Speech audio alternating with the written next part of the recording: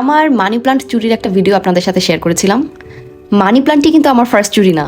তো আমি প্রথম যে গাছটা চুরি করি সেটার একটা রেকর্ডিং আমার কাছে আছে। আমি আমার ওই এক্সপিরিয়েন্সটা আজকে শেয়ার করব। খুবই কমন একটা গাছ, রাস্তার পাশে দেশি সাদা নয়নতারা। এই সাদা নয়নতারাটাই আমি কোথাও পাচ্ছিলাম না। আমার কাছে বেগুনিটা ছিল, কিন্তু আমার বাসার আশপাশে সব জায়গায় বেগুনিটাই, আমি সাদাটা কোথাওই দেখছিলাম না। তো একদিন আমি এক জায়গায় ফুচকা খেতে যাই, গিয়ে দেখি ঠিক ফুচকার দোকানের অপোজিটে একটা অ্যাপার্টমেন্টে তারা এই সাদা নয়নতারা গাছটা রেখেছে, আর খুব সুন্দর ঝোপালো ফুলে ভরা গাছটা। এখন ভাই আমার তো পুরা গাছ তো লাগবে না, আমার জাস্ট একটা ডাল লাগবে, একটা কাটিং নিব আমি, সেখান থেকে আমি শিকড় বের করব। কিন্তু যেহেতু এই ধরনের কাজ আমি এর আগে করি নাই, আমার তো সাহসই কুলাচ্ছে না। আমি কিভাবে গাছের কাটিংটা নিব, কি করব, আমি কেউ দেখবে কিনা, আমাকে সবাই কোন চোখে দেখছে, আমার এইসব মিলায় আমার মেন্টাল প্রিপারেশন নিতে নিতে অনেক টাইম চলে যায়। তারপরে আমি আস্তে আস্তে গাছটার কাছে যাই, গিয়ে এদিক ওদিক তাকাই, আশপাশে তাকাই, মানুষজনদের অবজার্ভ করি। আমার মনে হয় ওখানে যত লোক ওই রোডে ছিল সবাই আমার দিকেই ওই দিন তাকাইছিল।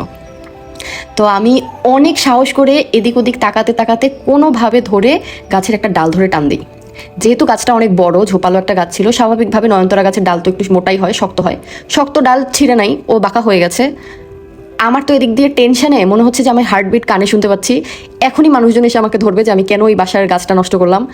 কি করব চিন্তা করতে করতে আমার মনে পড়লো যে আমার ব্যাগে একটা নেল কাটার আছে।